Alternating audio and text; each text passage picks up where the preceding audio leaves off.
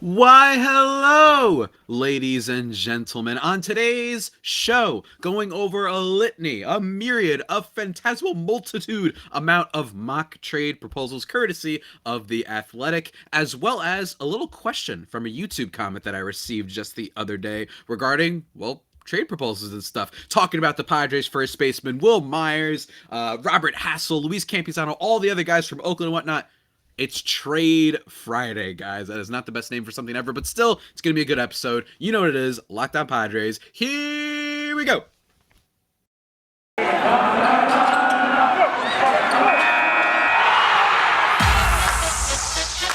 You are Locked On Padres, your daily San Diego Padres podcast. Part of the Locked On Podcast Network, your team every day.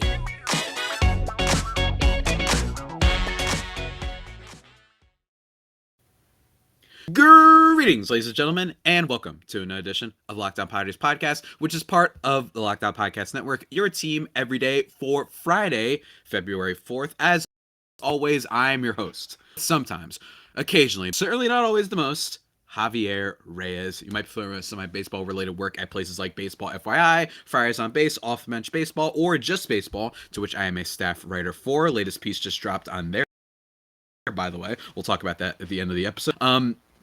Please, as always, you can check me out on Twitter at Javipeno, Javiiipeno, or at LO_Padres. If that's your thing, you want Padres-centric content, then we got you covered over there, guys. And if you want to see my ugly mug, see what shirt I'm wearing a cool little shirt for one of my favorite shows, One Piece. You can check out the YouTube channel Locked On Padres for the audio listeners. It is in the description.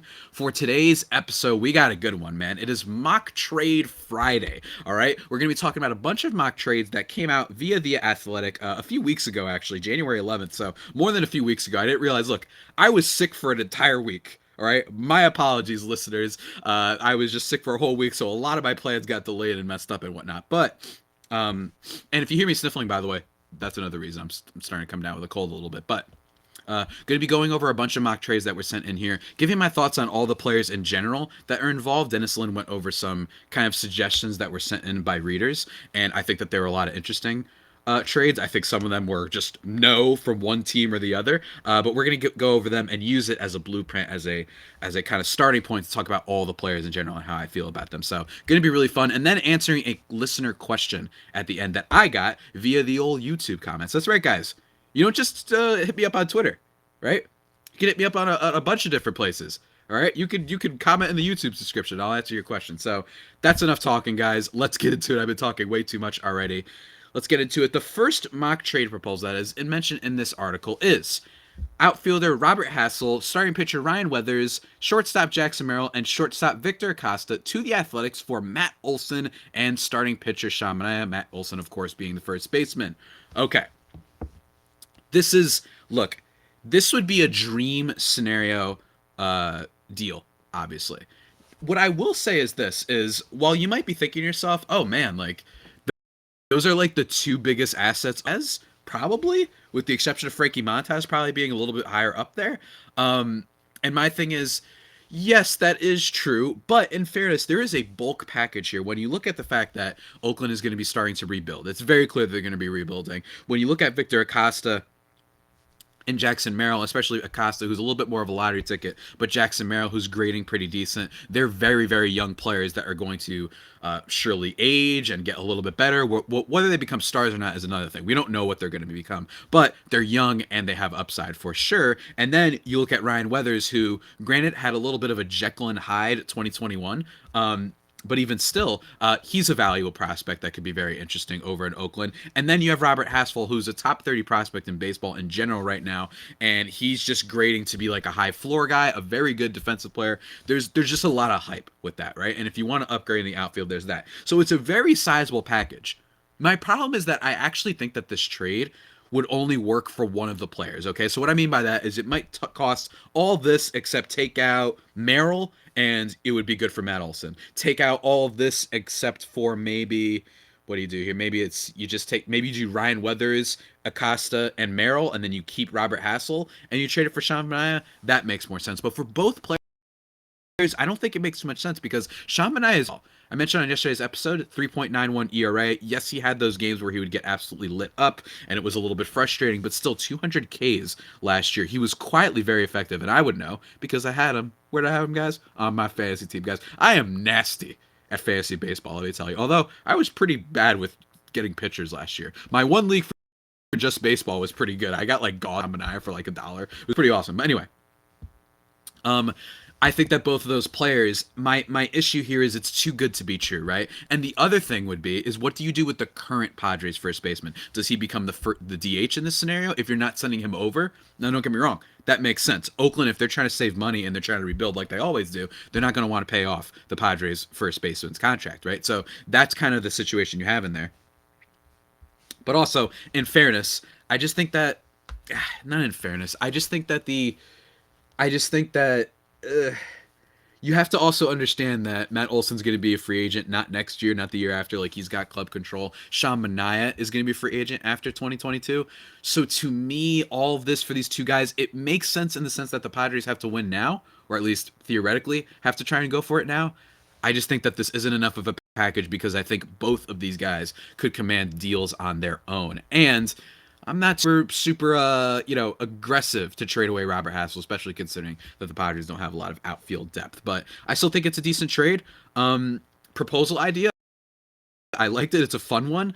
I know Peace mentions that he might be willing to deal Chris Paddock instead, that might make more sense because he's shown more upside like he did in 2019. Maybe he could become a reliever because Oakland has a lot of reliever issues right now with their bullpen, so that could become very helpful for them. Either way, it's not the greatest, like, oh my God, this is highway robbery in the world, but I do think the A's say no because I think that they know that they can get a lot more from Matt Olson, especially. I think that they know that the Yankees could get him. I think they think the Yankees could give up a Volpe or a Jason Dominguez. They have a little bit more interesting farm depth, and I think they'd be more inclined to do that. Sean Manaea, again, my thing with him is another one-year guy. I'd rather not do that because I'd rather just trust and bank on the pitchers that the Padres have that are question marks breaking out, right? I'd rather not give up anything and say, let's hope maybe Lamet can be healthy, or Paddock can get better, or Adrian Morejon maybe comes back at some point, or maybe Mike Clevenger is so awesome this year. I'd rather take that chance instead of giving up for another, like, kind of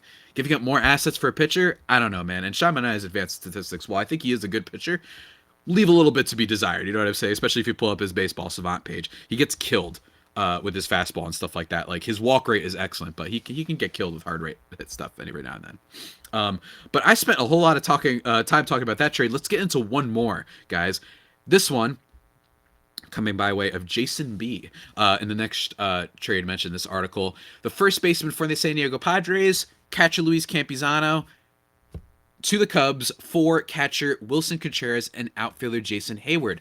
Now, this trade on the basic makes sense. Wilson Contreras, great player. He's going to be a free agent. It doesn't seem like that team is going to compete for the future. I know that they not for the future, for the present. I know that they signed Marcus Stroman. That was just weird, though. I still don't quite understand what that deal was about if you're trying to rebuild and whatnot. But Wilson Contreras just makes sense. He's going to be a free agent. Maybe he'd want to go elsewhere to a contender, especially. It would make sense. Now, here's the thing. One of the biggest issues that we have with the Padres is their first baseman's contract. Jason Hayward, while you would save, I think, a little bit of money. Let's see here.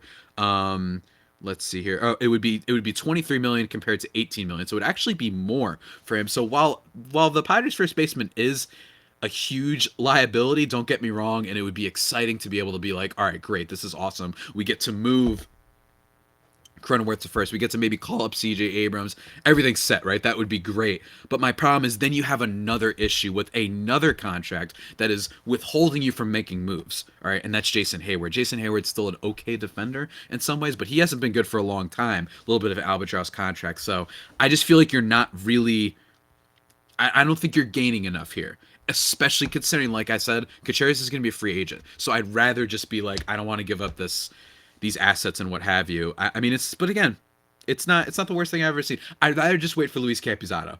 That's basically what I'm saying. If I'm going to make a deal for a catcher that is also going to get us a contract that is really hard to move and is going to handicap you, I don't want to give up an asset for that. You know what I'm saying? Maybe a straight up swap. If the Padres first baseman for Jason Hayward, that would make sense. But I just don't see this one. I think the Padres say no. But let's move on, guys. Before we actually move on, I want to talk about something that I do think works for both sides. What I mean by both sides is you, the listeners, and me, Javier Reyes, guys. I want to talk to you about the best tasting protein bars in all the land, guys. Those are, of course, Built Bars, right? How many times I got to talk about these things, man? They're dynamite. They're perfect.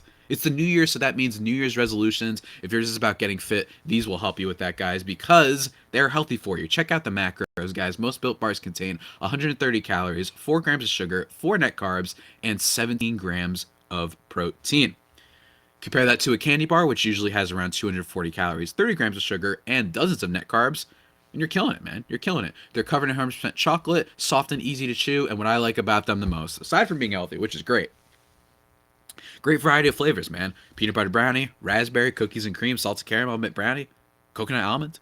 You like that? Sounds pretty good, right? They even had these new Christmas flavors, eggnog or gingerbread. And trust me, the flavors you're not expected to be good will end up being awesome, man. Let me tell you. Apple almond crisp, my personal favorite. Cherry barcia, my mom's favorite. Coconut brownie chunk, the favorite of Locked On MLBs, just to give you guys an insider look. And also, speaking of insider looks, go to built.com and use the promo code LOCKED15 and you'll get 15% off your order, guys. Remember, that is promo code LOCKED15 for 15% off at built.com. All right, man. Let's keep it moving. Let's just keep it moving. Let's keep it moving, guys.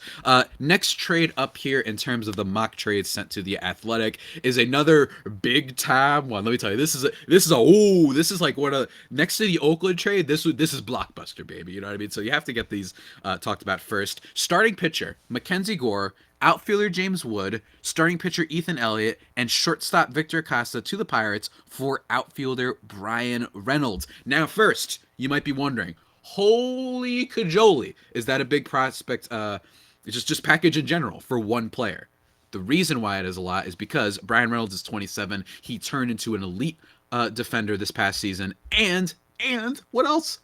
He's a great offensive player, and on top of that, 4 years of control. It would give the Padres their left fielder of the near future. They are in a win now mode. It makes a lot of sense. Now, however,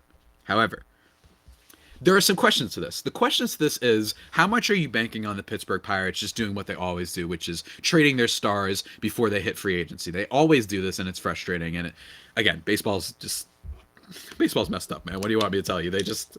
Teams are like, oh, well, we didn't win in 3 years. Oh well, we got to reset. It's rough sometimes, man. But with Bryan Reynolds, I do kind of wonder, like, move him. I still say no. Everyone I've talked to that knows the Pirates and whatnot say no. They think that it would have to be an astronomical package. And while the package that the Padres would be giving up here is impressive, James Wood, a big power guy, talked with Aram Layton recently on the podcast. Go check that out back on Friday, about the Padres' top prospects. He loves James Wood and think he's actually going to increase as time goes along. He actually thinks that the Padres system is, while not as elite as it once was, still has some back-end depth, and James Wood is a good reason why.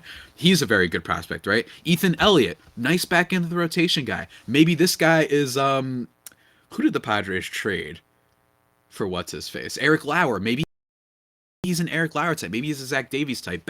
Gives you some depth. Not a bad, person to deal in a trade. He could be interesting. Victor Acosta, a nice lottery ticket, who would come of age basically when Bryan Reynolds enters free agency. So that would make sense. That's really cool. And then MacKenzie Gore, who is the biggest, I mean, we talked about Jekyll and Hyde earlier. That's MacKenzie Gore, right? But MacKenzie Gore is still only 23. And I will mention that for Reynolds, you still, as Dennis Lynn notes here, they still have to sell tickets and what have you. And given that Bryan Reynolds has become basically a star, it's like, do you really want to do that for MacKenzie Gore? I think you do that for a CJ prospect. And by the way, before any aggregators come after me, I'm not suggesting that the Padres should trade CJ Abrams for Bryan Reynolds whatsoever, especially with the current state of their farm system. But that's the kind of deal that I think that they'd be looking for. I think they need a little bit more sure of a thing, although it's also possible that the Padres might be like, you know what, let's wait a little bit. MacKenzie Gore is still only 23, and Ruben Niebla just got brought in as a pitching coach for the team, and Ruben Niebla is beloved over in the Cleveland realm, and he's turned much worse pitchers into incredible talents, right? So that guy working with MacKenzie Gore, that could be really interesting. I just think that while it is an exciting deal, it is clearly the number one type of player that the Padres would want. I just think that there are other ways to potentially get a decent left fielder than giving up so many assets, and pretty solid assets, by the way, for Bryan Reynolds. I think the Pirates say no, and I actually think the Padres say no too. I think that they're really, I don't know. We have to see. I think there would have to be a long conversation about MacKenzie Gore in the front office, and I imagine that they're having these conversations all the time. Let's move to the next trade, which I find the most no out of all of these in the entire article, right? That is starting pitcher Ryan Weathers and infielder Uribiel Angeles to the Blue Jays for outfielder Lourdes Gurriel Jr. All right. Lourdes Gurriel Jr. had a decent moment last year. He became a little bit of memes if you follow some parts of Blue Jays Twitter, because him and Vlad Jr. are such good friends. You can see them partying. That team has such good vibes to it. My problem is this, and Dennis Lin mentions this. Gurriel in 2021, 541 plate appearances, 1.5 F4. Not the worst in the world, especially considering that might be a more dynamic hitter, a much more a solid plate approach, just a pure hitter. And everybody's raving that he's probably going to get a little bit better. At least that's what people think. Then you look at Tommy Pham in 2021, who was basically a disaster for the Padres, but 561 plate appearances, 1.5 F4.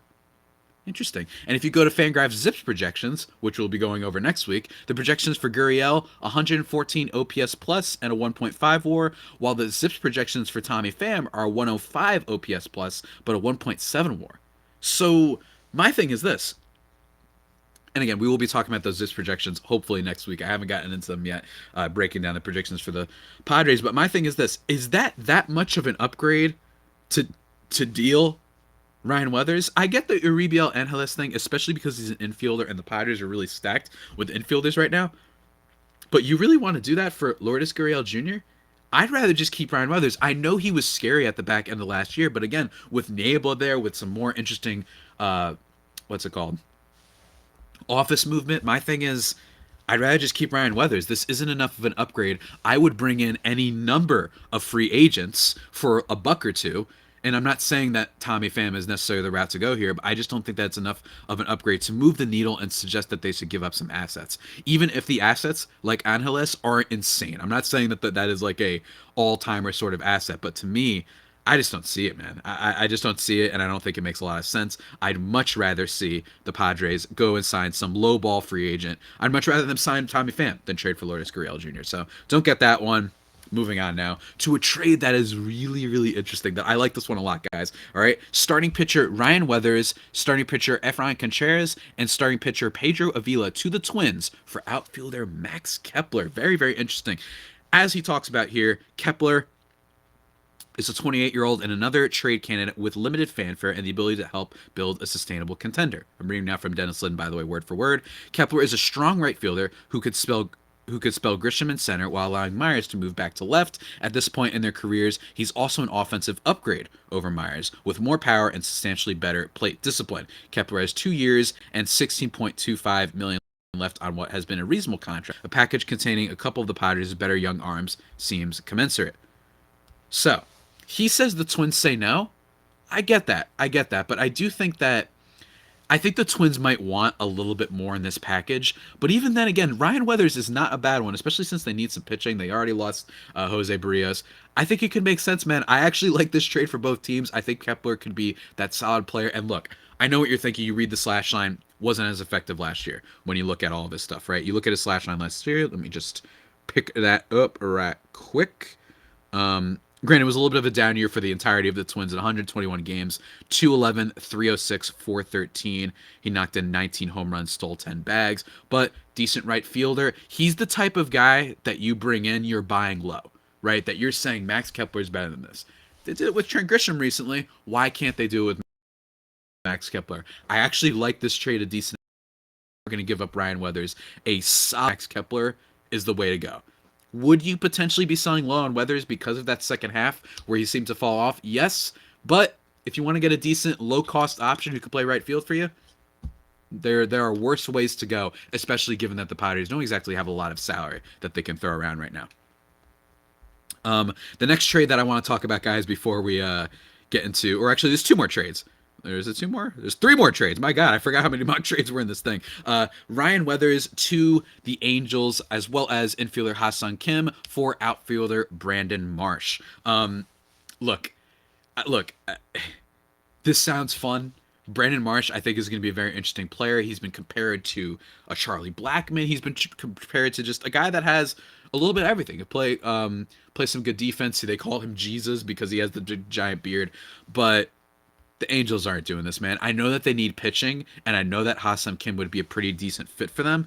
But my thing is that I just think that Marsh has so much upside, right? And the team wants to acquire more starting pitching. If the team wants to acquire more starting pitching, I think that they want a little bit more of an upside guy or a more established veteran like a Luis Castillo or any of the guys from Oakland. They already brought in Syndergaard this past offseason, right? So I think that they want a more sure thing if they were going to give up Brandon Marsh, right? So that doesn't make any sense to me. I say the Angels say no. The Padres would probably say yes, but the Angels say no.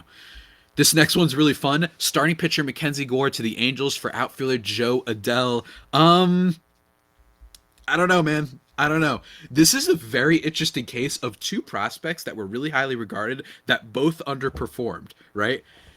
That's the thing, though. I think that the Padres are in win-now mode. I think that the Angels are in win-now mode. They both can't afford to trade high upside guys for high upside guys that they don't know for sure, right? Especially if they're in kind of a win-now mode. I don't see this happening for either team. Jo Adell's very exciting as a prospect, but I think he could become something special. And I think the Angels would rather keep him. Again, if they're going to trade for a starting pitcher, I think the Angels want a little bit more big league proven. They don't want a guy, a spec record, that could just fall by the wayside and end up pretty poorly, right?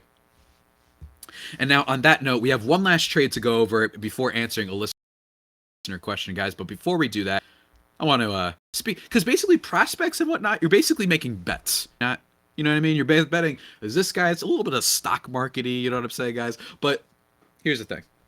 All right, we got the Super Bowl coming up, man.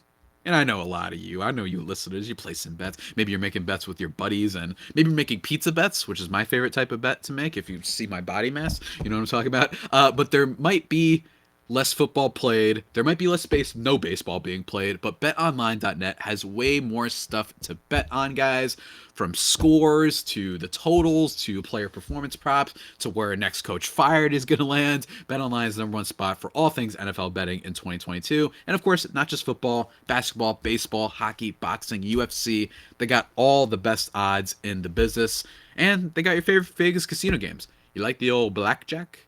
You like playing poker, some Texas Hold'em?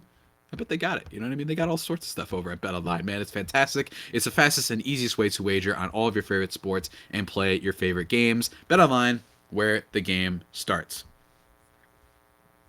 All right, everybody. We're in the final stretch. The final countdown. Last trade mentioned in this mock trade article from Dennis Lynn, which I think has been really excellent, and it's a lot of fun. May agree with me and whatnot. Last one, Will Myers to the Red Sox for outfielder Jackie Bradley Jr. and a low-level prospect. That was the last one suggested. Oh my God. Look, here's the thing about Jackie Bradley Jr. Excellent defender. Would definitely be a better defender than Will Myers. It would be awesome. And I've talked a lot about how, you know, Will Myers has been, or I should say the Padres outfield has been one of those things where I want to trade for a guy that isn't a super negative. You know what I mean? That's why with Nick Castellanos, that worries me how poor he is as a defender. Porous defender, right? And don't get me wrong, you can stomach that when you can just play him at DH. But if you play him at DH, where does the Padres first baseman go? Because he's pretty bad at defense too. So there's so many variables that have to be figured out with signing Castellanos on top of the money that would be owed to him. So my thing is this. Jackie Bradley Jr., incredible defender. Not what he used to be, which was like Willie Mays Hall of Fame level defender, but he's still a very good defender. My problem is this. He's owed $17.5 million compared to Myers, who's owed 21, which is a nice, you're saving a little bit of money, but is it enough to justify losing that potential offensive upside of Myers? I know he wasn't very good last year and he didn't hit the ball very well, but Jackie Bradley Jr., guys, he's so frustrating to watch. He had one season. I'm actually just going to see if I can pull this up right now. I think that guy had one season where he was like a solid offensive player. And it was really fun. I remember he was like a big thing in fantasy baseball circles because he had like an incredible first half. Let me see if I can find it right now, actually. Jackie Bradley Jr. Jackie Bradley Jr., he's a right fielder. Or he was a right fielder for the Red Sox. It was, yes, 2020. He was good, I guess, because for Boston, 283, but it was a shortened season. His last kind of okay season, I think it was in 2017, 245, 323, 402. He hit 17 bombs, stole 18 bases. Was it that year? Was it the year in 2018? No. It was 2016. He hit 26 bombs that year somehow with a 267 average, 349 on base, 486 at his moment or two, but are you saving enough money to justify it? Right? Are you? And the other thing is, the Red Sox, like, do they really, are they willing to do this? I don't see this for the Red Sox more than I don't see it for the Padres. So that's just me. I think that it's not the worst trade idea in the world because you'd be shoring up your defense, and that has trust me, that's a big impact. But for me, Myers, I'm just like, all right. And granted, what I do like about this trade is if you do trade Myers, it has to be for an outfielder because you don't have any outfield depth. So you would have to do that. But I don't know, man. I just think that there are better ways to solve this. I would rather go the route of trading the Padres first baseman and putting Myers somewhere else and kind of just figuring that out versus trying to trade for Jackie Bradley Jr. But then again, low cost deal for both teams. It would be really sad to see Myers go. I will say that. He's got to become a fan favorite. But it makes sense. I just don't get why Boston would do it. That's my thing. I don't exactly get why Boston would do it, especially if they have to give up another low end prospect. But again, there are worse things to do, especially since Myers is going to be expiring. But I also like the idea of waiting to see if Myers can do what he did in 2020, and then maybe sending him off at the deadline if the Padres aren't doing well. That I could see as well. But again, not a bad trade. I think the Red Sox say no. Actually, I know Jackie Bradley Jr. is a mess offensively, but I don't know, man. It's not like Myers was, killing it last year. You know what I'm saying? It's not like he's killing it. It would be a little bit of a minus in offense, but is the defense worth it? That's the big question, guys. Last thing I want to talk about is a listener question that was sent in the old YouTube comments the other day on yesterday's episode from Dan LeBlanc. Thank you for sending in your little question there, Dan. The Dodgers and the Padres were the only two teams to exceed the luxury tax in 2021. It's no secret the Padres are desperate to move salary. Hypothetical. There's a mystery team that's willing to swallow 100%, in parentheses, exclamation point, exclamation point, exclamation point, of the Padres first baseman's contract and return a half-decent prospect to the Friars. But they want something else very painful in return, either Jake Cronenworth or Trent Grisham. Which player are you willing to move? Why or why not? And which non-top 50 player would you expect in return? Look, don't get me wrong. Let's be very clear on one thing. I know some listeners might be thinking, why do the Padres have to?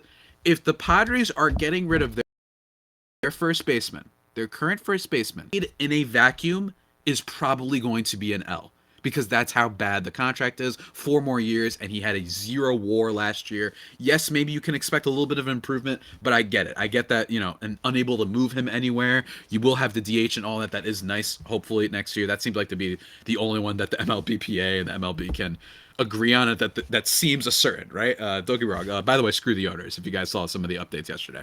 But my issue is this. You have to trade Grisham and Cronenworth? Nuh-uh. I think that the thing that you would be doing here is you would be trading one of their big prospects, right? You'd be trading a Hassell, you'd be trading a Campizano or Gore. Abrams is untouchable, but that's who you'd be giving up, right? And if you did that for a non-top 50 player, I'm not trading for a non-top 50 player, Jake Cronenworth especially, and I'm probably not doing that for Trent Grisham. Why? 2 reasons. Cronenworth, because he's a stud. That's why I'm not doing it. Among second basemen, he's 3rd in F4 since the beginning of 2020, with only Brandon Lau and Jose Altuve, or not Jose Altuve, Brandon Lau, and who was the other one? I'm forgetting a very obvious second baseman right now. It's probably Altuve still.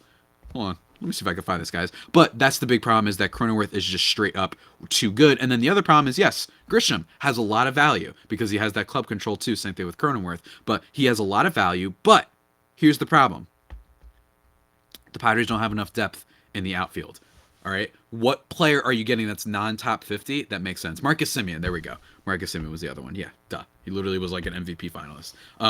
It doesn't make sense to do that for a non-top 50 player, right? I looked around at a lot of teams. The non-top 50 players that you could trade for, just based on what I was looking for, are for teams that aren't really selling right now. You know what I'm saying? Like, it's not like the Yankees are selling on DJ LeMahieu. It's not like, by the way, that would be another contract to deal with. I'm just looking around at teams, and it just doesn't make a whole lot of sense. Byron Buxton, he just got signed to a contract for the Twins. They're not moving him anywhere. That wouldn't make a whole lot of sense. I'm just looking at Ryan Mountcastle. He plays first base.